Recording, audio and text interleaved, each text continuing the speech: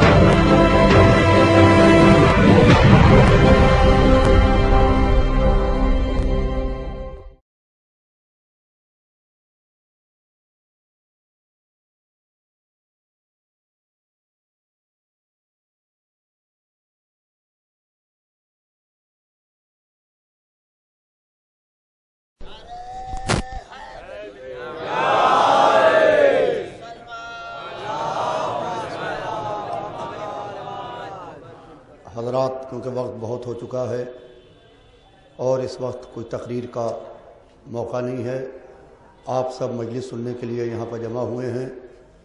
میں خاص طور سے شکریہ ادا کرنا چاہتا ہوں اپنے چھوٹے بھائی جناب خاور صاحب کا اور انجمن معصومہ اصغر کے تمام ممبران کا کہ جنہیں نے یہاں کے اوپر یہ مجلس ایصال ثواب منعقد کی اور مجلس ایصال ثواب منعقد کر کے ہمارے غم میں برابر سے وہ شریک ہیں. کل میں نے رائے بریلی میں بھی یہ بات کہی تھی، آج یہاں بھی دہرا دوں کہ شریک غم ہونے سے کوئی مرنے والا زندہ نہیں ہوتا. پوری دنیا بھی اگر جمع ہو جائے تو مرنے والا زندہ نہیں ہو سکتا، مگر جو مر گیا لوگ جب آتے ہیں تو ایک تسلی ہوتی ہے.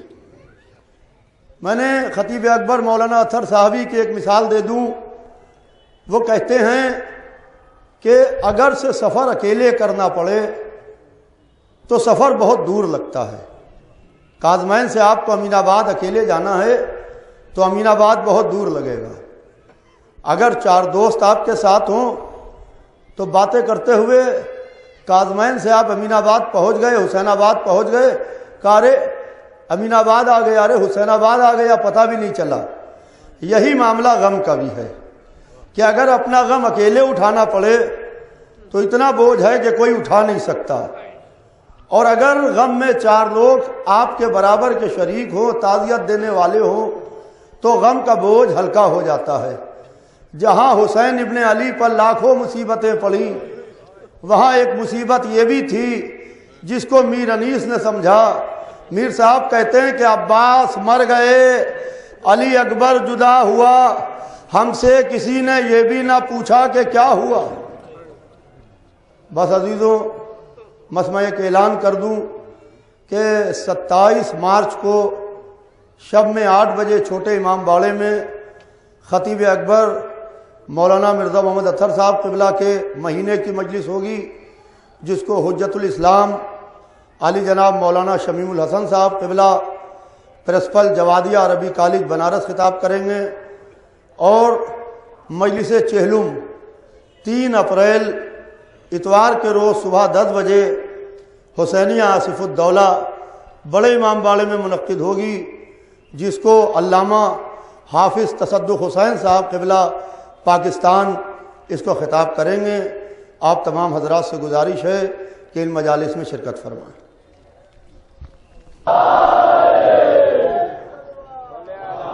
امام باڑے امیر محل میں مولانا سید علی رضوان صاحب خطاب فرمائیں گے۔ خطیب اکبر کے سال ثواب کی مجلس ہے، یہ ہے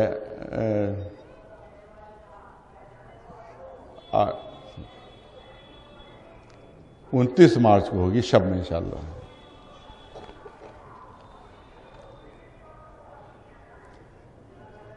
اٹھارہ مارچ کو برائے سال ثواب خطیب اکبر مجلس رضا منعقد ہوگی امام باڑہ آغا باقر میں 7:30 بجے شب، جس میں جناب مولانا سید عباس شاہ تقوی صاحب خطاب فرمائیں گے۔ مجلس ترحیم خطیب اکبر بتاریخ 22 مارچ یہ ہوگی 8 بجے شب، مسجد ابو طالب پکریا کے سامنے کازمین روڈ سعادتگنج لکھنؤ میں منعقد ہوگی، جس میں مولانا ممتاز علی صاحب قبلہ خطاب فرمائیں گے۔ ایک صلوات بھیجے پر محمد وآل محمد۔ ہر ایک کی تمنا ہوتی ہے کہ بھئی بڑے مجمع میں مجلس کا اعلان کا ہو جائے، لہذا بہرحال یہ بھی، اور دامن وقت میں بالکل گنجائش نہیں ہے، 10 بج چکے ہیں۔ آیہ کریمہ سورہ نحل کی آیہ کریمہ ہے کہ جس کو میں نے اصل نام کلام قرار دیا ہے، جس پہ اعلان ہو رہا ہے کہ واللہ اخرجکم من بطون امہاتکم لا تعلمون شیئا، اللہ نے تمہیں ماں کے شکم سے اس طرح سے نکالا کہ تم کچھ نہ جانتے تھے، جاہل محض، کسی چیز سے واقف نہیں۔ جب ماں کے شکم سے باہر آئے تو بالکل جاہل تھے تم۔ اس کے بعد قدرت نے اعلان فرمایا کہ ہم نے تم کو 3 نعمتیں دی، وَجَعَلَ لَكُمُ السَّمْعَ وَالْأَبْصَارَ وَالْأَفْئِدَةَ، ہم نے تم کو 3 نعمتیں دی، سننے کی نعمت دی، دیکھنے کی نعمت دی، اور دل دیے تمہیں۔ یہ 3 نعمتیں دی، سننے کی نعمت، دیکھنے کی نعمت دی، اور دل دیے، لَعَلَّكُمْ تَشْكُرُونَ، تاکہ تم ان نعمتوں سے صحیح فائدہ اٹھا کر اللہ کے شکر گزار بندے بن جاؤ۔ ایک صلوات بھیجے بلند آواز سے محمد۔ تو پہلے کیا، اب ظاہر بہت تفصیل ہے آیہ کریمہ میں، اور ہر موقع نہیں تفصیل کرنے کا، لہذا اختصار مد نظر ہے۔ اعلان ہو رہا ہے کہ جب دنیا میں آئے تو تم بالکل جاہل تھے، کچھ نہیں جانتے تھے۔ اس کے بعد اعلان ہو رہا ہے کہ ہم نے تم کو یہ 3 نعمتیں دی۔ اس کے بعد پہلے یہ اعلان کہ جب آئے تو جاہل، کچھ نہیں جانتے تھے، اس کے بعد اعلان ہو رہا ہے کہ ہم نے تم کو یہ 3 نعمتیں دی، سننے کی نعمت، دیکھنے کی نعمت، دل دیے۔ اس کا مطلب یہ ہے کہ یہ ان نعمتوں کا تذکرہ ہو رہا ہے جس کے ذریعے سے انسان اپنی پیدائشی جہالت کو ختم کر سکتا ہے، کہ جس کے ذریعے سے انسان اپنی جہالت کو ختم کر کے علم حاصل کر سکتا ہے۔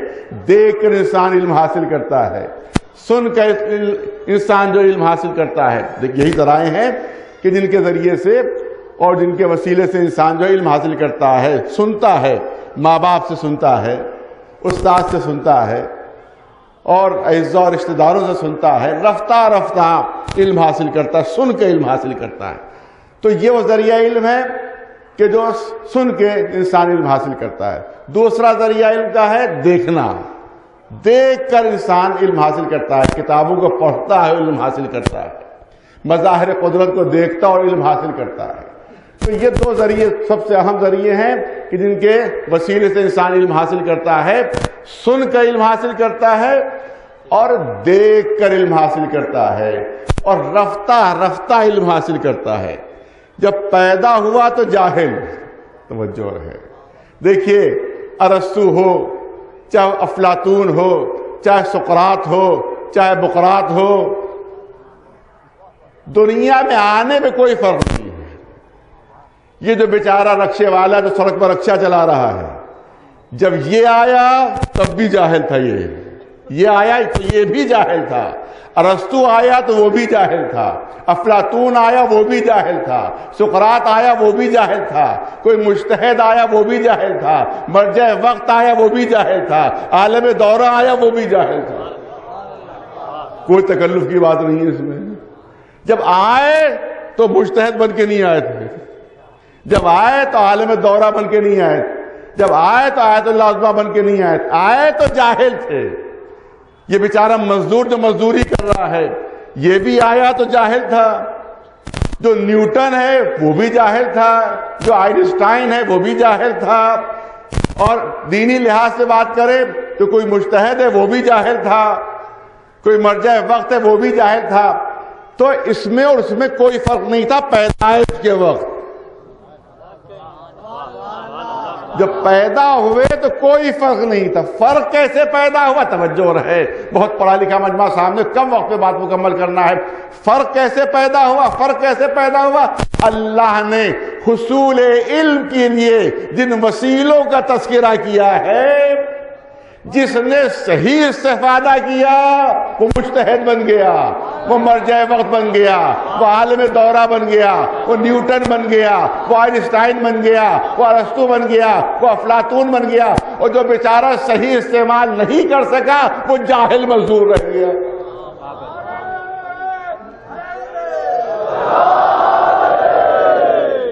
آتے وقت کوئی فرق نہیں تھا، ارسطو میں، افلاطون میں، سقراط میں نے ایک نام اور لیا بقراط، لیکن میں بچوں کو لیے کرنا چاہتا ہوں، بڑے تو جانتے ہی ہیں کہ سقراط کا تاریخ میں وجود ہے، افلاطون کا ہسٹری میں وجود ہے، ارسطاٹل کا ہسٹری میں وجود ہے، لیکن بقراط کا تاریخ میں کوئی وجود نہیں ہے۔ بقراط کا تاریخ میں کوئی وجود نہیں ہے، تاریخ میں تو کوئی وجود نہیں، مگر ہر محلے میں 2-4 مل جائیں گے۔ ایک سلوات بھیجے بلند آواز سے بر محمد۔ تاریخ میں تو نہیں ملتا بقراط، لیکن ہر محلے میں 2-4 بقراط آپ کو ضرور مل جائیں گے۔ تو اس کا مطلب یہ ہے کہ جب دنیا میں آئے تو جاہل، بڑے سے بڑا سائنسدان، زیادہ وقت نہیں لینا ہے، بہت توجہ چاہوں گا۔ جب دنیا میں آئے تو بڑے سے بڑا سائنسدان، جس نے راکٹ بنا لیے، جس نے ہوائی جہاز بنا لیے، جس نے ایٹم بم بنا لیے، جس نے ہائیڈروجن بم بنا لیے، جس نے نیوٹران بم بنا لیے، جب آئے تو جاہل تھے۔ جب آئے تو جاہل تھے، رفتہ رفتہ علم حاصل کیا، اتنا علم حاصل کر لیا کہ چاند پر پہنچ گئے۔ ارے توجہ رہے، اتنا علم حاصل کر لیا کہ ستاروں پر کمندے ڈال رہے ہیں، اتنا علم حاصل کر لیا کہ سورج کی کرنوں کو اسیر کر رہے ہیں، مگر جب آئے تو جاہل تھے۔ ارے توجہ رہے، جب آئے تو جاہل تھے، مگر اتنا علم حاصل کیا کہ ستاروں پر کمندے ڈال رہے ہیں، اتنا علم حاصل کر لیا کہ سورج کی کرنوں کو اسیر کرنے لگے، اتنا علم حاصل کر لیا کہ چاند کے اوپر پہنچ گئے۔ تو مجھے اتنا بتا دیجئے کہ جو جاہل آئے، ارے توجہ، جو جاہل آئے وہ چاند پر پہنچ گئے، جو جاہل آئے وہ ستاروں پر کمندے ڈالنے لگے، جو جاہل آئے وہ سورج کی کرنوں کو اسیر کرنے لگے۔ تو جو دنیا میں عالم آئے،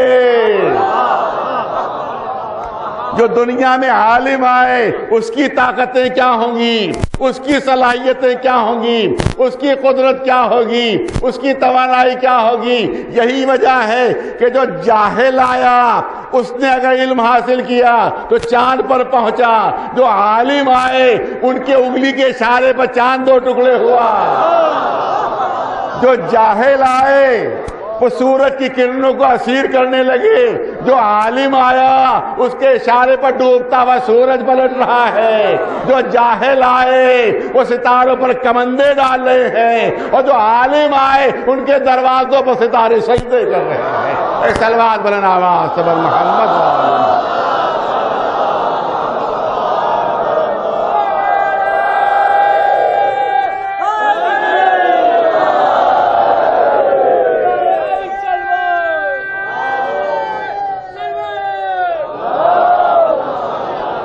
جلدی جلدی بات مکمل کر دینا ہے۔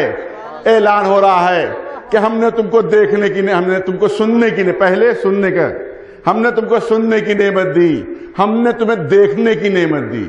انسان سن کر علم حاصل کرتا ہے، سننے کا بڑا اثر ہوتا ہے، سننے کا بڑا اثر ہوتا ہے۔ آج کی میڈیا اس راز کو خوب جانتی ہے اسی طرح سے، اسی لیے آج کے جو میڈیا والے ہیں، بی بی سی اور CNN وغیرہ، ان کا یہ قول ہے کہ اتنا جھوٹ بولو کہ جھوٹ بولنے والا بھی خود یقین کرنے لگے کہ میں سچ بول رہا ہوں.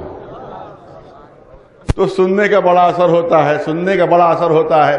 جیسے کبھی کبھی اعتراض کیا جاتا ہے، میں جلدی عرض کر رہا ہوں، ہلکے ہلکے اشارے. کبھی کبھی اعتراض کیا جاتا ہے کہ صاحب بار بار نماز میں ہم سے کیوں کہلوایا جاتا ہے ایاک نعبد و ایاک نستعین، ایاک نعبد و ایاک نستعین؟ ارے بس ایک بار کہہ دیا کافی ہے، ایک بار کہہ دیا کافی ہے کہ پالنے والے ہم تیری ہی عبادت کرتے ہیں اور تجھی سے مدد چاہتے ہیں. بس کہہ دیا.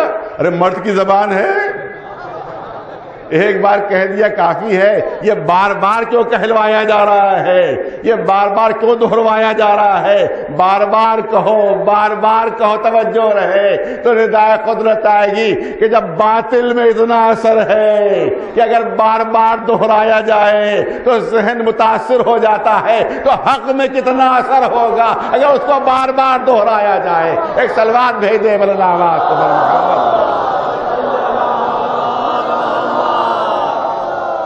تو اس کا مطلب یہ ہے کہ سننے کا اثر ہوتا ہے، مگر سننے سے زیادہ دیکھنے کا اثر ہوتا ہے. دیکھنے کا اثر زیادہ ہوتا ہے. پھر جلدی سے مثال پیش کروں، بچے بھی ماشاءاللہ یہاں موجود ہیں. آپ دیکھیں کہ روزانہ ابا میاں اپنے بچے سے کہہ رہے ہیں کہ دیکھو بھیا جھوٹ بالکل نہ بولنا، جھوٹ بہت بری چیز ہوتی ہے، جھوٹ بالکل نہیں بولنا چاہیے. بچہ روز سن رہا ہے کہ ابا کہہ رہے ہیں کہ جھوٹ نہیں بولنا چاہیے، لیکن کوئی قرض مانگنے والا دروازے پر آیا. اب ابا نے چپکے سے اپنے بچے سے، اسی سے جس کو روزانہ کہا کرتے تھے دیکھو بیٹا جھوٹ نہ بولنا، اسی سے کہلوا رہے ہیں جا کر کہہ دو ابا گھر پر نہیں ہے. اور معصوم بچہ کبھی کبھی جا کر کہہ دیتا ہے کہ ابا کہہ رہے ہیں کہ ہم گھر پر نہیں ہیں. اب مجھے اتنا بتا دیجئے کہ وہ روز کہنا کہ جھوٹ نہ بولو اس کا اثر ہوگا، یہ جو عملی نمونہ جھوٹ کا پیش کر رہے ہیں اس کا اثر ہوگا. اس کا مطلب یہ ہے کہ سننے کا اثر بھی ہوتا ہے، سننے سے زیادہ دیکھنے کا اثر بھی ہوتا ہے. یہی وجہ ہے کہ قرآن مجید میں عمل کے نمونے برابر پیش کیے جا رہے ہیں. کبھی جناب موسیٰ کا تذکرہ، کبھی جناب عیسیٰ کا تذکرہ، کبھی جناب ابراہیم کا تذکرہ، کبھی جناب نوح کا تذکرہ. بار بار تذکرہ دہرایا جا رہا ہے. ایک بار قرآن کی تلاوت کر لی پھر شروع کر دو. ارے بہت توجہ چاہ رہا ہوں. پھر پڑھو قرآن، بار بار پڑھتے رہو، بار بار تلاوت کرتے رہو. 2 صفحے الٹے جناب موسیٰ کا تذکرہ، 3 صفحوں کے بعد پھر جناب موسیٰ کا تذکرہ، 5 صفحوں کے بعد پھر جناب ابراہیم، 10 صفحوں کے بعد پھر جناب ابراہیم. بار بار وہ تذکرے ہو رہے ہیں، بار بار تذکرے دہرائے جا رہے ہیں. ارے حفظ کر لیا قرآن، اب ہمیں پڑھنے کی کیا ضرورت ہے؟ نہیں، حافظ ہو مگر پڑھتے رہو، مگر تلاوت کرتے رہو. کاہے کے لیے؟ تاکہ یہ عمل کے نمونے تمہارے سامنے رہیں، تمہارا کردار سنورتا رہے، تمہارا کردار جو ہے اچھا ہوتا رہے، کردار پر اثر ہوتا رہے. ہم سے بہت توجہ ہماری مجلسوں پر اعتراض کیا جاتا ہے کہ یہ 1400 سال کے پرانے قصے یہ بار بار کیوں دہرائے جا رہے ہیں؟ پر دن میں ایک مجلس ہو گئی کافی ہے. یہ کیا کہ ہر گھنٹے پر ایک مجلس، 24 گھنٹے مجلسیں ہو رہی ہیں. وہی تذکرے ہیں جو بار بار دہرائے جا رہے ہیں، وہی باتیں جو بار بار دہرائی جا رہی ہیں. تو میں کہوں گا کہ پہلے قرآن سے کہو کہ یہ بار بار تذکرے کیوں دہرا رہا ہے. یہ وہی تذکرے جو بار بار دہرائے جا رہے ہیں، یہ اس لیے دہرائے جا رہے ہیں کہ جتنا پڑھتے جاؤ گے اتنا کردار مستحکم ہوتا جائے گا، کردار پر اثر ہوتا جائے گا. تو جو بہت توجہ رہے، جو مصلحت قرآن کی تلاوت کی ہے وہی مصلحت مجلس اہل بیت کی بھی ہے. ایک صلوات بھیج دے مولانا آواز سے محمد و آل محمد. وہی مسئلہ ہے تذکرہ اہل بیت کی بھی ہے کہ بار بار یہ تذکرے سنتے رہو، بار بار ان کا نام، ان کے واقعات، ان کی سیرت، ان کا کردار تمہارے سامنے آتے رہے تاکہ تمہارا کردار سنورتا رہے. صلوات بھیج دے بر محمد و آل محمد علیہ السلام.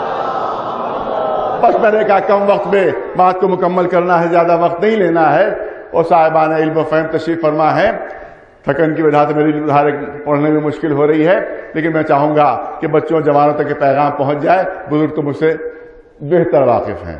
آپ دیکھیں کہ جب آئے تو جاہل تھے، قرآن اعلان کر رہا ہے واللہ اخرجکم من بطون امہاتکم لا تعلمون شیئا، جب تم شکم سے ماں کے پیٹ سے باہر آئے تو کچھ نہیں جانتے تھے، تو اللہ نے تمہیں یہ نعمتیں دی، دیکھنے کی نعمت دی تاکہ دیکھ کر علم حاصل کرو، سننے کی نعمت دی تاکہ سن کر علم حاصل کرو۔ اس کے بعد جس تیسری نعمت کا تذکرہ ہے وہ اس پر ذرا سا گفتگو ہونا چاہیے، غور و فکر ہونا چاہیے۔ اور تمہیں دل دیے، اور تمہیں دل دیے، یہ دل کون سا حصول علم کا ذریعہ ہے؟ یہ دل سے کیسے علم حاصل ہوتا ہے؟ تب جب علماء سے پوچھا گیا تو انہی نے کہا کہ کچھ علوم وہ ہوتے ہیں جو حاصل کیے جاتے ہیں۔ نہیں، کاش میری بات واضح ہو سکے جو عرض کرنا چاہتا ہوں، کیونکہ سب سے اہم پہلو یہی ہے میرے موضوع کا کہ بعض ایسے علم ہیں جو اکتسابی علم ہوتے ہیں، جو اکتسابی علم ہوتے ہیں کہ جن کو حاصل کیا جاتا ہے، پڑھا جاتا ہے، ماں باپ سے حاصل کیا جاتا ہے، استادوں سے حاصل کیا جاتا ہے، کالجز میں حاصل ہوتا ہے، یونیورسٹیز میں حاصل ہوتا ہے، رفتہ رفتہ یہ علم حاصل ہوتا ہے۔ یہ اکتسابی علم ہوتا ہے، جو سن کے حاصل ہوتا ہے، دیکھ کے حاصل ہوتا ہے۔ توجہ ہے، جو سن کر حاصل ہوتا ہے اور دیکھ کر حاصل ہوتا ہے۔ لیکن کچھ علوم وہ ہوتے ہیں جو وہبی علوم ہوتے ہیں، کچھ علوم وہ ہوتے ہیں جن کو علم لدنی قرآن نے کہا ہے، جس میں اعلان ہو رہا ہے کہ ہم اپنے پاس سے وہ علم دیتے ہیں، وہ علم ہم اپنے پاس سے دیتے ہیں۔ اس کے لیے نہ دیکھنے کی ضرورت ہے، نہ اس کے لیے سننے کی ضرورت ہے، نہ اس کے لیے کسی استاد کی ضرورت ہے، نہ کسی سکھانے والے کی ضرورت ہے، نہ کسی مدرسے میں پڑھنے کی ضرورت ہے، نہ کسی کالج اور یونیورسٹی میں جانے کی ضرورت ہے، بلکہ وہ علم براہ راست اللہ قلب پر نازل کرتا ہے۔ ارے توجہ چاہ رہا ہوں، براہ راست اللہ ان علوم کو قلب پر نازل کرتا ہے، اس کو وہبی علوم کہتے ہیں، ان کو علم لدنی کہا جاتا ہے، جو براہ راست اللہ کی طرف سے قلب کے اوپر نازل ہوتے ہیں، جس کے لیے بہت توجہ کہ جس کے لیے نہ سیکھنے کی ضرورت، جس کے لیے نہ پڑھنے کی ضرورت، جس کے لیے نہ استاد کی ضرورت، جس کے لیے نہ مدرسے کی ضرورت، اور یہاں تک کہ جس کے لیے سن و سال کی بھی قید نہیں۔ ارے توجہ چاہیے، جس کے لیے سن و سال کی بھی قید نہیں۔ یہاں قید لگی ہوئی ہے کہ 14 سال سے پہلے ہائی اسکول کا امتحان نہیں دے سکتا، اتنے سال سے پہلے فلاں امتحان نہیں دے سکتا، فلاں امتحان نہیں دے سکتا، تو سن و سال کی قید لگی ہوئی ہے۔ لیکن یہ علوم وہ ہیں جس میں سن و سال کی قید نہیں، جن میں سن کی قید نہیں، جس میں عمر کی قید نہیں ہے، بلکہ صرف ایک شرط ہے، ایک شرط ہے کہ دل کا آئینہ صاف ہونا چاہیے۔ توجہ چاہ رہا ہے، شرط یہ ہے کہ دل کا آئینہ پاک و صاف ہونا چاہیے۔ اگر دل کا آئینہ پاک و صاف ہے تو براہ راست کے علم دل کے اوپر نازل ہوتے ہیں، قلب کے اوپر نازل ہوتے ہیں۔ میں نے کہا اس میں رفتہ کی بھی شرط نہیں ہے۔ آپ دیکھیں کہ کوئی انجینئر جو ہے ایک دم سے انجینئر نہیں بنتا، رفتہ انجینئر بنتا ہے۔ کوئی ڈاکٹر ایک دم سے ڈاکٹر نہیں بنتا، رفتہ ڈاکٹر بنتا ہے۔ کوئی پروفیسر پیدائشی پروفیسر نہیں ہوتا، رفتہ علم حاصل کرتا ہے۔ تو اس کا مطلب ہے سن و سال کی قید ہے، سیکھنے کی قید ہے، پڑھانے والے ہونا چاہیے، استاد ہونا چاہیے۔ لیکن جو وہبی علوم ہوتے ہیں جو اللہ کی طرف سے براہ راست آتے ہیں، ان میں سن و سال کی قید نہیں ہوتی، اور نہ رفتہ کی قید ہوتی ہے۔ میں نے کہا بس دل کا آئینہ پاک و صاف ہونا چاہیے۔ یہی آئینے کی مثال میں دینا چاہتا ہوں۔ آپ دیکھیں کہ جب آپ آئینے کے سامنے آتے ہیں اپنا چہرہ دیکھنے کے لیے، جب آئینے کے سامنے اپنا چہرہ دیکھنے کے لیے آتے ہیں تو کیا رفتہ چہرہ آئینے میں دکھائی دیتا ہے؟ ارے توجہ ہے، کہ آہستہ آہستہ چہرہ آئینے میں دکھائی دیتا ہے کہ پہلے بال دکھائی دیے، پھر پیشانی دکھائی دی، پھر ناک دکھائی دی، پھر ہونٹ دکھائی دیے، تب پورا چہرہ دکھائی دیا؟ نہیں، جیسے ہی آئینے کے آپ سامنے آتے ہیں پورا چہرہ ایک دم سے نظر آ جاتا ہے۔ بس شرط یہ ہے کہ آئینے پر گرد و غبار نہ ہو، شرط یہ ہے کہ آئینہ پاک و صاف ہو، آئینے پر گرد و غبار نہ ہو، تو چہرہ مکمل پہلے ہی نظر آ جاتا ہے۔ بس اسی طرح سے جو اللہ کے علوم ہے وہ براہ راست ایک دم سے نازل ہوتے ہیں، بس شرط یہ ہے کہ آئینہ پاک و صاف ہونا چاہیے۔ اب چاہے وہ بچہ 3 دن کا کیوں نہ ہو، ایک صلوات بھیج دے بلند آواز سے بر محمد و آل محمد۔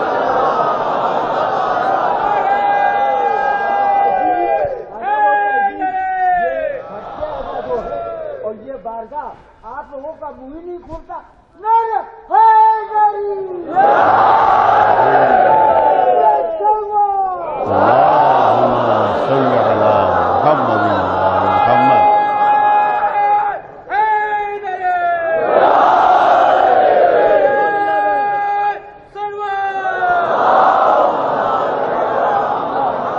چاہے وہ بچہ 3 ہی دن کا کیوں نہ ہو، لیکن وہ بھی علوم کا حامل، علم لدنی کا حامل، کیونکہ یہ وہ علوم ہیں کہ جن میں سن و سال کی قید نہیں ہوا کرتی۔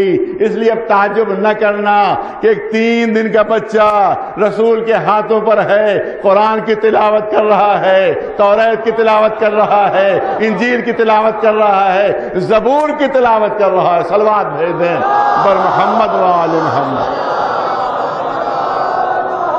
تذکرہ آ گیا، 2 جملے سن لیجئے۔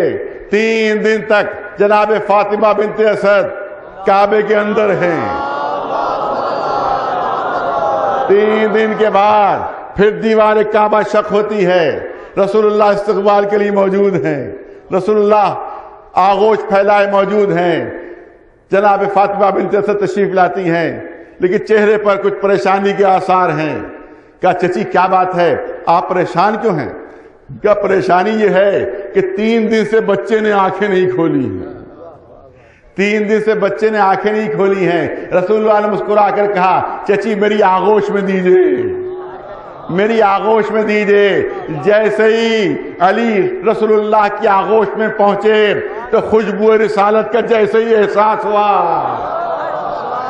جیسے خوشبو رسالت کا احساس ہوا، فوراً علی نے آنکھیں کھول دیں اور پہلی نگاہ رسول کے چہرے پر ڈالی، پہلی نگاہ رسول کے چہرے پر ڈالی۔ رسول نے سند دی کہ خصصتک بالنظر، خصصتک بالنظر، خصصتنی بالنظر، خصصتک بالعلم۔ تم نے اے علی پہلی نظر کے لیے میرے چہرے کا انتخاب کیا، میں نے اپنے سارے علوم کے لیے تمہارا انتخاب کر لیا۔ اے صلوات بلند آواز سے بر محمد و آل محمد۔ بس جلدی سے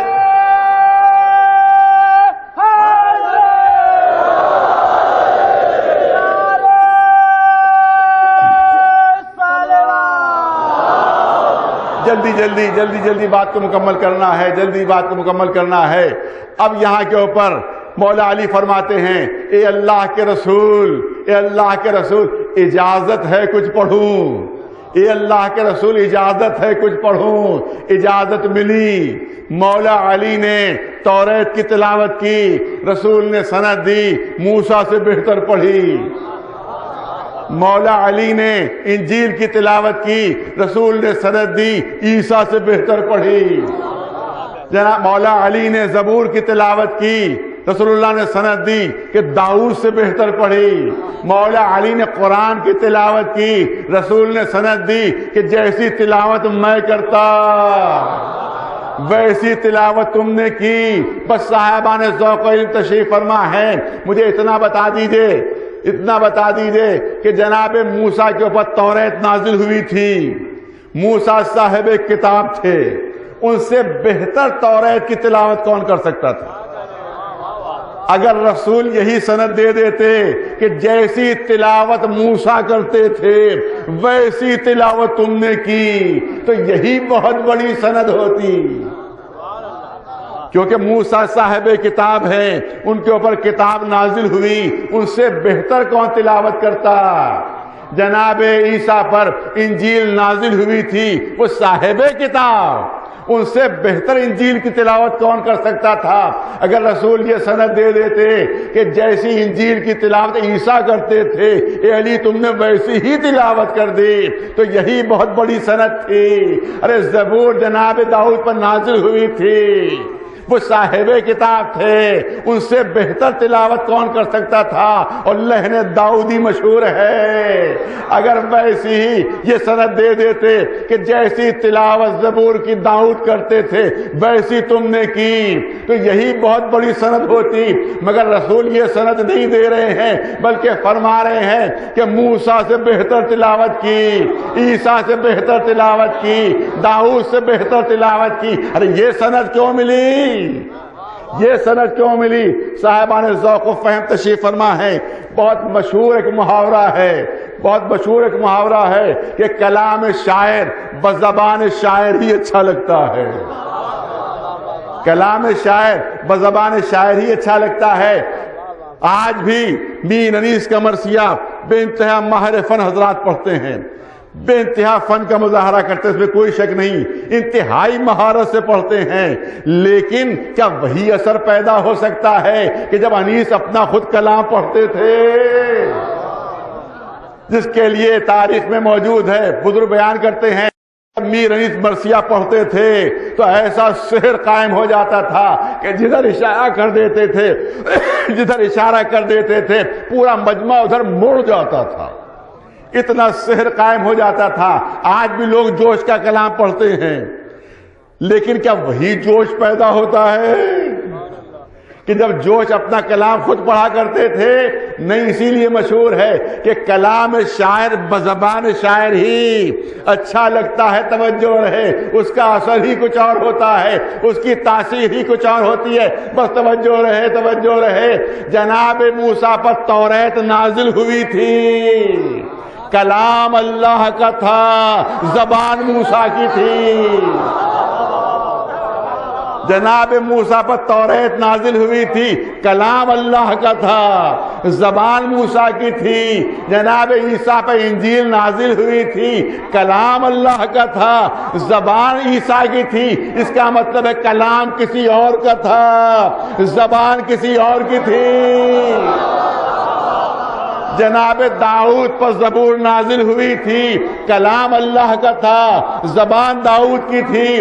اس کا مطلب یہ ہے کہ کلام کسی اور کا تھا، زبان کسی اور کی تھی، اور کلام میں اصلی اثر اس وقت پیدا ہوتا ہے کہ جب جس کا کلام ہے زبان بھی اسی کی ہو۔ اسی لیے رسول نے سند دی کہ اللہ کا کلام تھا اور لسان اللہ سے تلاوت ہو رہی تھی۔ ایک صلوات بلند آواز تبر محمد و آل محمد۔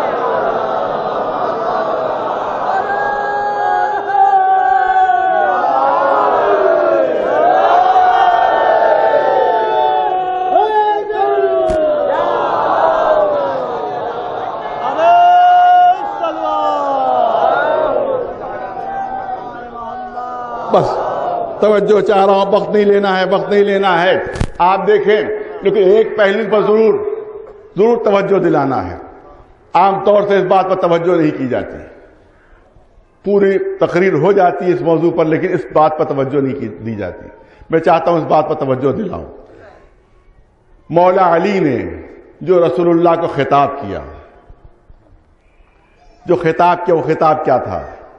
کیا خطاب یہ تھا کہ اے ابن عم اجازت ہے میں کچھ پڑھوں؟ اے محمد مصطفیٰ اجازت ہے کچھ پڑھوں؟ خطاب کیا تھا؟ کس طرح سے خطاب کر رہے ہیں؟ نہ یہ کہا اے ابن عم اجازت ہے کچھ پڑھوں، نہ یہ کہا اے محمد مصطفیٰ اجازت ہے کچھ پڑھوں، بلکہ کیا ارشاد فرما رہے ہیں؟ اے اللہ کے رسول، اے اللہ کے رسول اجازت ہے کچھ پڑھوں، اے اللہ کے رسول اجازت ہے کچھ پڑھوں۔ ارے ابھی تو خود رسول نے بھی نہیں کہا کہ میں رسول ہوں،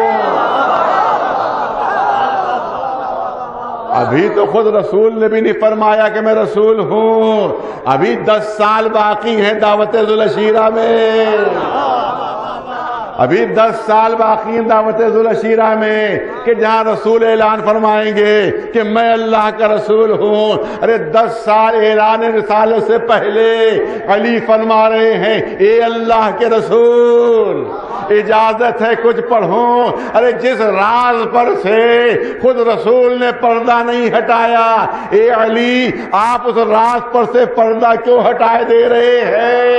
تو شاید مولا علی جواب دیں مجھے معلوم ہے ایک زمانہ ایسا آنے والا ہے کہ جب نمبر دیے جائیں گے، کون پہلے نمبر پر اسلام لایا، کون دوسرے نمبر پر اسلام لایا، کون تیسرے نمبر پر لایا، کون چوتھے نمبر پر لایا.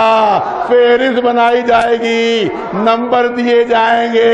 لہذا میں نے پیدا ہوتے ہی میں اپنے اسلام کا اعلان کر رہا ہوں کہ دیکھو جب فہرست بنانا تو ان نمبری مسلمانوں سے مجھے الگ رکھنا. جب فہرست بنانا تو میرا نام اس میں شامل نہ کرنا، میرا نام اس میں شامل نہ کرنا، کیونکہ اس فہرست میں توجہ رہے، اس فہرست میں صرف انہی کا نام شامل ہو سکتا ہے کہ جو پہلے کافر رہے ہوں پھر مسلمان ہوئے ہوں. میں پیدا ہوتے ہی اپنے ایمان کا اعلان کر رہا ہوں.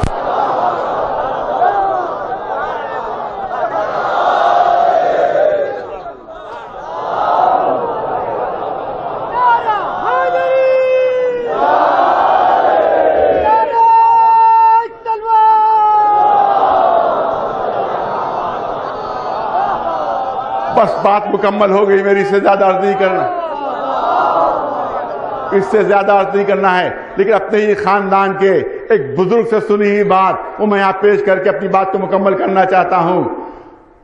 عام طور سے تصور یہ ہے کہ مولا علی رسول اللہ کی آغوش سے پھر ماں کی آغوش میں چلے گئے ہوں گے. نہیں، روایت یہ ہے کہ رسول اللہ کی آغوش سے علی اترے نہیں. بس 2 یا 3 منٹ رسول اللہ کی آغوش سے علی اترے نہیں بلکہ آغوش میں رہے. رسول اللہ اب اپنے ساتھ مولا علی کو گھر اپنے لے جا رہے ہیں، اپنے گھر لے جا رہے ہیں. اب پرورش جناب فاطمہ بنت اسد کے گھر میں نہیں ہو رہی ہے، جناب ابو طالب کے گھر میں نہیں ہو رہی ہے، بلکہ علی کی پرورش رسول اللہ کے گھر میں ہو رہی ہے اور لعاب دہن رسالت سے پرورش ہو رہی ہے. لعاب دہن رسالت سے پرورش ہو رہی ہے. لہذا اب جس گھر میں بچہ ہوتا ہے لوگ وہیں مبارکباد دینے کے لیے جاتے ہیں. اب جو بھی مبارکباد دے رہا ہوگا وہ جناب ابو طالب کے گھر نہیں جا رہا ہوگا بلکہ رسول اللہ کے گھر آ رہا ہوگا. اور ظاہر کہ ابھی تک کسی کو نہیں معلوم کہ رسول ہیں، آ کر یہاں مبارکباد دی جا رہی ہوگی. اے محمد بھائی آپ کو مبارک ہو، اے محمد آپ کو بھائی مبارک ہو، آپ کو بھائی مبارک ہو. بہت توجہ رہے، میں نے کہا آخری جملے ہیں. ایک بہت کامن سوال ہوتا ہے ایسے موقع کے اوپر، بہت کامن سوال ہوتا ہے. جب بھی کسی کے گھر میں کسی بچے کی ولادت ہوتی ہے تو جو لوگ آتے ہیں مبارکباد دینے تو ایک بہت کامن سوال ہوتا ہے کہ بچے کی شکل کس پر گئی ہے،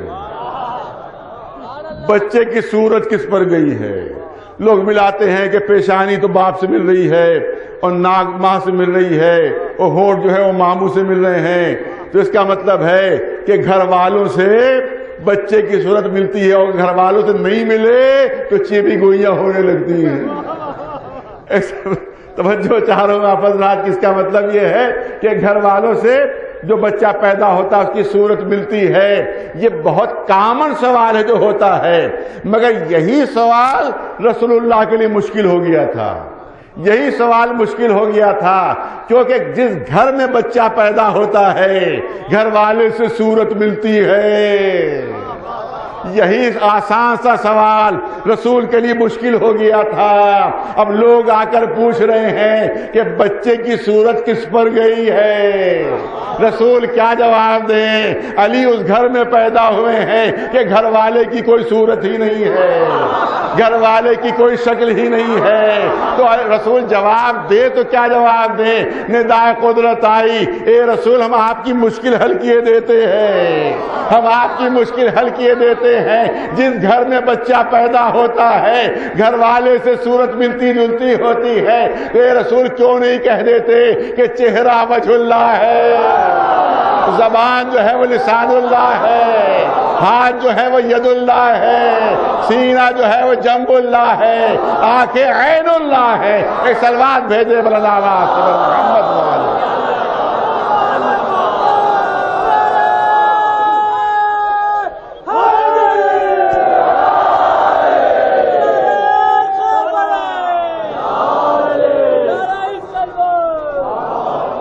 بس بات میری مکمل ہو گئی.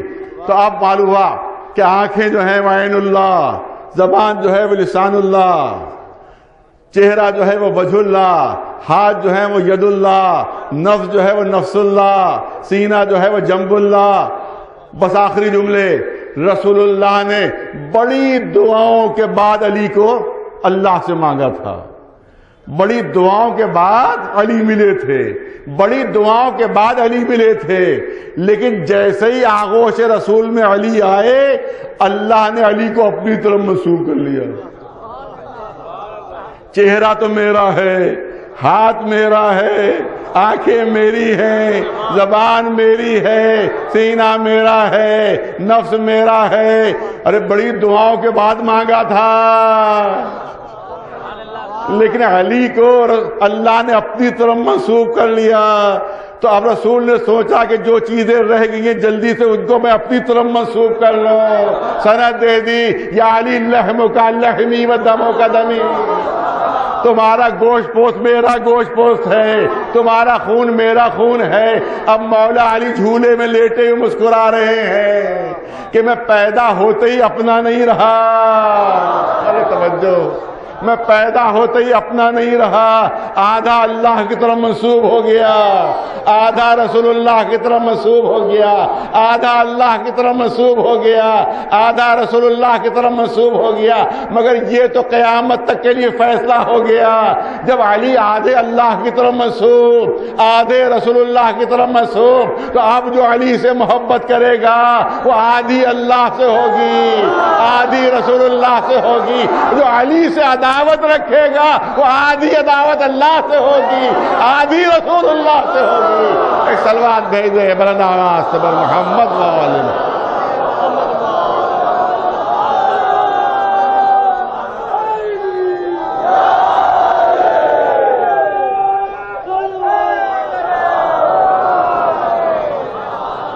جس نے تین ایک ساتھ سلوات بھیجے, وہ ایک ساتھ نعرے ادھر ادھر نعرے حیدری,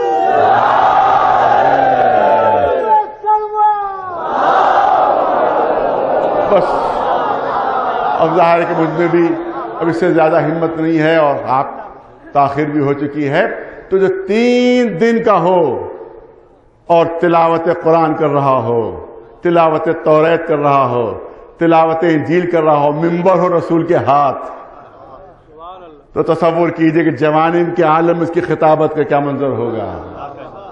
اسی لیے خطیب منبر سلونی خطاب ملا کہ منبر پر بیٹھے جو پوچھنا ہے پوچھو, جو پوچھنا ہے پوچھو. آج بھی نہج البلاغہ میں ان کی خطابت کے وہ موجز نما خطبے آج بھی موجود ہیں. یاد رکھیے عالم اسلام کو چیلنج ہے, عالم اسلام کو چیلنج ہے. یہ علی ہی کی خطابت تھی کہ جس کے طفیل میں مسلمان سمجھے کہ توحید کیا ہے. یہ علی ہی کی خطابت تھی کہ جس سے مسلمانوں کو سمجھ میں آیا کہ کائنات کی خلقت کیسے ہوئی ہے. یہ علی ہی کی خطابت تھی کہ جس سے دنیا یہ سمجھی کہ رسول کا مرتبہ کیا ہے, رسول کا شرف کیا ہے, اخلاق کیا ہے, آداب کیا ہیں, اسلام کیا ہے. یہ سب کچھ علی کی خطابت سے سمجھ میں آیا. ہاں دیکھیے, جب بھی کوئی خطیب آتا ہے تو تیاری کر کے آتا ہے, ایک دم سے اس سے کہہ دیجئے کہ ممبر پر چلے جاؤ تو ذرا سا مشکل پیش آ جائے گی، اور موضوع بھی دے دیا جائے۔ اگر موضوع نہ بھی دیا جائے تو ناموضوع پڑھ سکتا ہے، لیکن اگر موضوع بھی دے دیا جائے کہ اس موضوع کو پڑھیے اور ابھی وہ بیٹھا ہوا ہے جلدی سے کہا جائے، لیکن یہ مولا علی کی خطابت کا معجزہ ہے۔ ایک شخص کہتا ہے یا علی، عربی زبان میں سب سے زیادہ الف کا استعمال ہوتا ہے۔ آپ کسی بھی عبارت میں دیکھ لیں، ایک جملہ بھی اگر کوئی عربی کا لکھے گا تو 5-10 مرتبہ الف کا استعمال ہوگا، 5-10 پر سب سے زیادہ جو حروف تہجی میں جو حرف استعمال ہوتا ہے وہ الف استعمال ہوتا ہے۔ بغیر الف کے کوئی جملہ لکھنا تقریباً ناممکن ہے۔ اے مولا، عربی زبان میں ایک جملہ بھی بغیر الف کے بولنا اور لکھنا ناممکن ہے۔ اے مولا، آپ ایک خطبہ دیجئے جس میں کوئی الف نہ ہو، موضوع فوراً دیا جا رہا ہے، فی البدیہہ تقریر کرنا ہے، ایکسٹمپور خطبہ دینا ہے۔ روایت کہتی ہے کہ پورا خطبہ دے دیا کہ پورے خطبے میں کہیں الف کا استعمال ہی نہیں ہوا تھا۔ ایک سلوات بھیجے بلند آواز سے بل محمد، پوری توجہ رہے، کہیں الف ہی کا استعمال نہیں۔ اور اس کے بعد دوسرا خطبہ، وہ بھی ایک معجزہ ہے کہ بغیر نقطے کے، جو خود نقطہ تحت باء ہے، اس نے پورا خطبہ دے دیا جس میں کوئی نقطہ نہیں، کوئی نقطہ نہیں، پورا خطبہ موجود ہے۔ اس کا مطلب ہے کہ خطابت کی معراج پر فائز، مولا علی خطابت کی معراج پر فائز۔ اور خطابت کے لیے ضروری ہے کہ خطیب کامیاب وہ ہوتا ہے کہ جس کی بات کو بوڑھا بھی سمجھ سکے، جس کی بات کو جوان بھی سمجھ سکے، جس کی بات کو بچہ بھی سمجھ سکے، جس کی بات کو عالم بھی سمجھ سکے، جس کی بات کو جاہل بھی سمجھ سکے۔ آپ پڑھ کر چلے گئے، لوگوں کی سمجھ میں تو نہیں آیا، مگر کہا عالم بہت بڑے ہیں، لیکن ہمیں سمجھ میں نہیں آیا کہ کہا کیا، ہماری سمجھ میں نہیں آیا کہ تقریر کیا کی۔ تو ایسی تقریر سے کوئی فائدہ نہیں کہ جو لوگ سمجھ نہ سکیں۔ لہذا ماہر خطیب وہ ہوتا ہے کہ مشکل سے مشکل مسئلے کو، دقیق سے دقیق مسئلے کو اتنی آسانی سے بیان کر دے، اتنے سہل انداز میں بیان کر دے کہ بڑے بھی سمجھ جائیں، چھوٹے بھی سمجھ جائیں، بڑے بھی سمجھ جائیں، چھوٹے بھی سمجھ جائیں۔ جن کی ایصال ثواب کی مجلس ہے، ان کا کمال یہی تھا، ان کا کمال یہی تھا کہ دقیق سے دقیق مسئلہ، سخت سے سخت مسئلہ اتنی آسان زبان میں، اتنی سہل زبان میں پیش کر دیتے تھے کہ جیسے دریا کی روانی ہو۔ اور دریا کی روانی وہ ہوتی ہے کہ جس سے صرف عالم ہی استفادہ نہیں کرتے ہیں بلکہ جاہل بھی استفادہ کرتے ہیں۔ اس لیے ہر ایک استفادہ کرتا تھا۔ انتہائی سہل زبان، انتہائی آسان زبان، عالمانہ گفتگو سہل زبان میں، آسان زبان میں۔ انگریزی کا دیکھیے، بڑی بڑی موٹی موٹی لفظیں بولنا جو ہے یہ خطابت کا کمال نہیں ہے، یہ مہارت نہیں ہے، بلکہ موٹی موٹی لفظیں بولنے کا مطلب یہ ہوتا ہے کہ مہارت میں کمی ہے۔ دیکھیے بہت بات جو ہے آپ کے سامنے پیش کر، بہت بڑی حقیقت کہ جب وہ موٹی موٹی لفظیں بولنے لگتا ہے، اس کا مطلب ہے کہ مہارت میں کمی ہے، زبان پر پورا کنٹرول نہیں ہے۔ ارے توجہ ہے، اس کا مطلب ہے زبان پر پورا کنٹرول نہیں ہے اس کو، لہٰذا یہ موٹی موٹی لفظیں بول کر مجمع کو مروب کرنا چاہتا ہے۔ توجہ ہے، انگریزی کا ایک بہت بڑا نقاد ہے، اس نے بڑا خوبصورت جملہ کہا ہے، اور آج بھی وہ زبردست جملہ ہے۔ وہ سنیے وہ جملہ کیا ہے کہ to be simple is very difficult. یہ اس کا جملہ ہے، to be simple is very difficult, آسان بیان کرنا بہت مشکل کام ہے۔ زبان آسان ہو، لہجہ آسان ہو، انداز آسان ہو، یہ بہت مشکل کام ہے۔ موٹی موٹی لفظیں لغت سے دیکھ کے بول دینا یہ آسان ہے، لیکن دقیق مسائل آسان زبان میں پیش کر دینا، اس کے لیے بڑی مہارت کی ضرورت ہے، اس کے لیے بڑی قدرت کی ضرورت ہے۔ میں نے کہا کہ بس اب ظاہر کہ بہت میری بھی حالت خستہ ہے، اور مجمع کا بھی مسئلہ ہے کہ آپ دیکھیں کہ اس کو سہل و ممتنع کہا جاتا ہے. اب کیا کیا جائے؟ سہل و ممتنع کہا جاتا ہے. اس کو اصطلاح میں سہل و ممتنع کہتے ہیں کہ بظاہر بالکل سہل لیکن اس کو عمل میں لانا بڑا مشکل. انیس کے بہت سے اشعار اسی معیار پر پورے اترتے ہیں. غالب کے وہی اشعار زیادہ زبردست اور مشہور ہوئے ہیں کہ جو سہل و ممتنع اور آسان ہے. کھا کھا کے اوس اور بھی سبزہ ہرا ہوا تھا، موتیوں سے دامن صحرا بھرا ہوا. یہ ہے سہل و ممتنع، یہ ہے سہل ممتنع. تو میں تو سمجھتا ہوں کہ اس سہل ممتنع میں خطیب اکبر کا مرتبہ نثر میں انیس سے کمتر نہیں تھا. ایک سلوات بھیجے بلند آواز سے بر محمد. نعرہ حیدری، محمد والے محمد، باباد بلند صلوات. بس میری بات مکمل ہوئی. شہر مردہ شہر اجدہ شہر کردگار، لا فتح علی لا سیف اللہ ذوالفقار. نعرہ حیدری،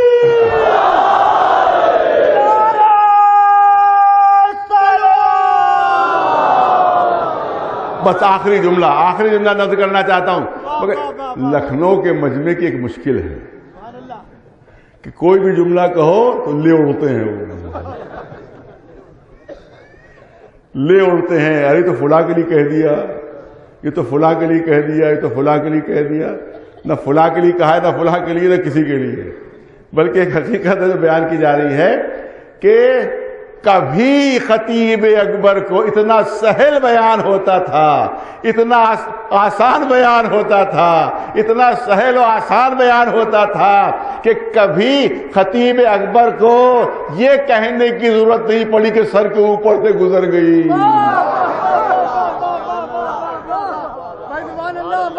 کبھی یہ کہنے کی ضرورت نہیں پڑی کہ سر کے اوپر سے گزر گئی، مجمع کی سمجھ میں نہیں آئی. کیونکہ دوسری چیز یہ بھی ہے کہ جو ہلکی بات ہوتی ہے وہ سر کے اوپر سے گزر جاتی ہے، جس بات میں وزن ہوتا ہے وہ دل میں بیٹھ جایا کرتی ہے. ایک سلوات بھیج دے بلند آواز سے بر محمد. ایک سلوات بلند آواز سے بر محمد وآل محمد. بس اس سے زیادہ عرض نہیں کر سکتا. مصائب پڑھنے کی زیادہ مجھ میں اس وقت ہمت و طاقت نہیں ہے، لہذا مختصر بہت مصائب میں پیش کرنا چاہتا ہوں. اور وہ مصائب اس طرح سے ہے کہ جب خطابت کا تذکرہ آ گیا، مولا علی خطابت کی معراج پر فائز تھے. ایسے ایسے خطبے جو بے مثل اور بے نظیر خطبے تھے. لیکن مولا کی خدمت میں ہاتھ جوڑ کر عرض کروں گا، آقا کی خدمت میں ہاتھ جوڑ کر کروں گا، ایک خطیب کے لیے ضروری ہے ہاتھوں سے اشارہ کریں. ایک خطیب کے لیے ضروری ہے کہ گردن سے اشارہ کرے. ایک خطیب کے لیے ضروری ہے کہ اپنے جسم کے حرکت سے وہ اشارہ کرے. اگر کسی خطیب کے ہاتھوں کو باندھ دیا جائے، اگر کسی خطیب کو رسیوں سے جکڑ دیا جائے، لاکھ ماہر خطیب ہو، لاکھ خطابت کو اس کا ڈنکا بج رہا ہو، لیکن وہ اپنے خطابت کا کمال نہیں دکھا سکتا اس عالم میں کہ ہاتھ بندھے ہوئے ہو، اس عالم میں کہ جسم رسیوں سے جکڑا ہوا ہو، اس عالم میں کہ گردن کو وہ ہلا نہ سکتا ہو، گردن کو حرکت نہ دے سکتا ہو. مولا علی آپ نے زبردست خطبے دیے، کوفے میں عظیم خطبے دیے، کیا کبھی اس حالت میں بھی خطبہ دیا؟ آقا بہت معافی سے آپ کی خدمت میں ہاتھ جوڑ کر عرض کر رہا ہوں کہ کیا کبھی آپ نے ایسا بھی خطبہ دیا کہ آپ کے ہاتھ بندھے ہوئے ہو؟ کبھی ایسا خطبہ دیا کہ گلے میں توقے خاردار ہو؟ کیا اس طرح خطبہ دیا کہ جسم زنجیروں سے جکڑا ہوا ہو؟ اس حالت میں کوئی بڑے سے بڑا خطیب بڑے سے بڑا خطیب کیوں نہ ہو وہ اپنی خطابت کا فن کا مظاہرہ نہیں کر سکتا. نہیں دوسری چیز کرو صرف یہی نہیں. کتنا ہی عظیم خطیب کیوں نہ ہو, کتنا ہی بڑا خطیب کیوں نہ ہو, لیکن اگر اس کے کسی قریبی عزیز کا انتقال ہو جائے, اس کا جنازہ سامنے رکھا ہوا ہو. باپ کا انتقال ہو گیا, جنازہ سامنے ہے. بیٹا مر گیا, جنازہ سامنے ہے. سگا بھائی مر گیا, جنازہ سامنے ہے. اب اس سے کہیے کہ ذرا تقریر کر دو تو زبان ساتھ نہیں دے گی, ذہن ساتھ نہیں دے گا, زبان دور ہو جائے گی. ارے ذہن ساتھ نہیں دے گا, کہنا کچھ چاہے گا, کہے گا کچھ, کیونکہ باپ کا لاشا سامنے پڑا ہوا ہے, بیٹے کا لاشا سامنے پڑا ہوا ہے, بھائی کا لاشا سامنے پڑا ہوا ہے, لیکن کائنات کا اکیلا ایک خطیب ہے. کائنات کا اکیلا ایک خطیب ہے کہ جو ایسے عالم میں خطابت کا مظاہرہ کر رہا ہے کہ ہاتھوں میں ہتھکڑیاں ہے,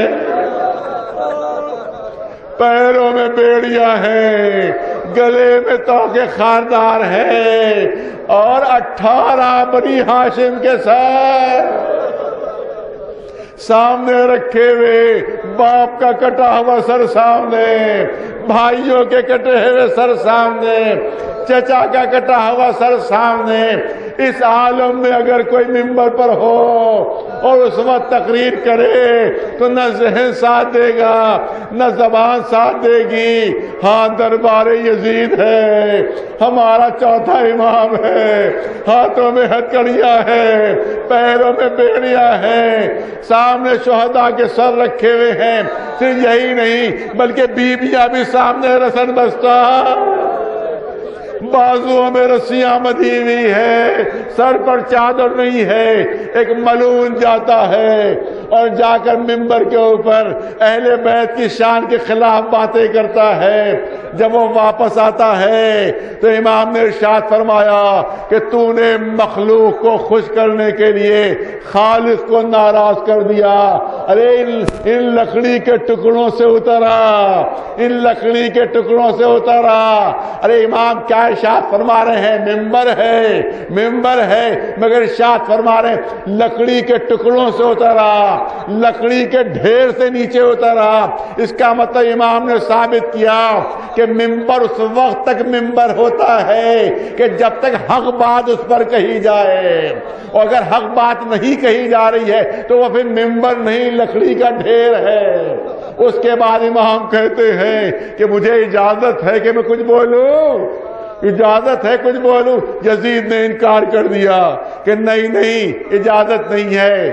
جو دربار والے تھے انہوں نے کہا اے یزید کیوں ڈر رہا ہے, کیوں ڈر رہا؟ ارے ایک قیدی جس کے ہاتھوں میں ہتھکڑیاں, جس کے پیروں میں بیڑیاں, جس کے گلے میں تاپ, ارے جس کا عزا کے کٹے ہوئے سر سامنے رکھے ہوئے, وہ کیا بول پائے گا, کیا بول پائے گا؟ اجازت دے دے. امام دن ممبر پر گئے ہیں اور وہ عظیم خطبہ کہ جس کی گونج آج بھی تاریخ میں محفوظ ہے. اب جو کربلا کے واقعات بیان کرنا شروع کیے تو پورے دربار میں کوہرام مچ گیا, لوگ سر و سینہ پیٹنے لگے. یزید گھبرا گیا, مؤذن کو حکم دے دیا کہ اذان دو. مؤذن اذان دینے لگا, مولا وہ اذان دہرانے لگے. جیسے ہی مؤذن نے کہا اشہد ان محمد رسول اللہ, مولا نے اشارہ کیا اے مؤذن ذرا رک جا, اے مؤذن ذرا ٹھہر جا, اے یزید ذرا اتنا بتا دے, ارے اذان میں جس کا نام لیا جا رہا ہے ارے کس کے جد ہے؟ یہ کس کے جد ہے؟ اگر تو کہ تیرے جد تو تو جھوٹا ہے۔ دنیا جانتی ہے کہ یہ میرے جد ہے۔ جب میرے جد ہے تو یہ ان کی اولاد رسن بستہ یہ دربار میں کیوں کھڑی ہوئی ہے؟ یہ میرے ہاتھوں میں ہتکڑیاں کیوں ہیں؟ میرے پیروں میں بیڑیاں کیوں ہیں؟ ہاں عزادارو، امام کا تذکرہ آ گیا، بس آخری 2 جملے عرض کر دوں آپ کے سامنے۔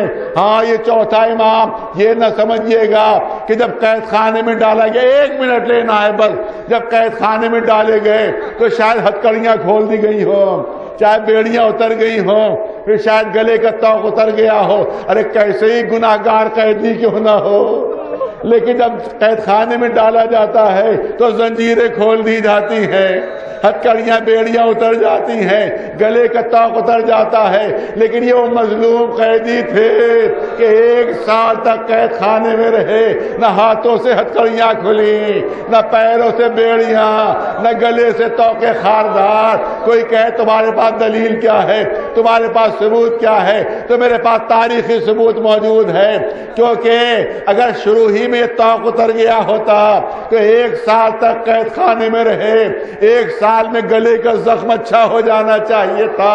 لیکن ہم کیا روایت میں پڑھتے ہیں کہ جب یہ لٹا ہوا قافلہ واپس مدینے پہنچا، ادھر سے محمد حنفیہ پڑھے، ادھر سے ہمارا امام، جیسے ہی چچا نے بھتیجے کو گلے لگانا چاہا، امام تڑپ کر پیچھے ہٹے، اے چچا گردن پر ہاتھ نہ رکھیے، زخم ابھی تازہ ہے، معلوم پورا سال گزر گیا تھا، نہ ہاتھوں سے ہتکڑیاں کھلی، نہ پیروں سے بیڑیاں، نہ گلے سے توقے خاردار۔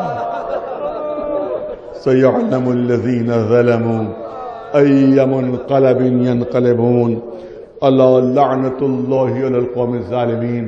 گزارش ہے 1 مرتبہ سورہ حمد اور 3 مرتبہ سورہ توحید کی تلاوت فرما کر خطیب اکبر جناب مولانا مرزا محمد اطہر صاحب قبلہ آل اللہ مقامہ کی روح کو ایثار ثواب فرمائیں۔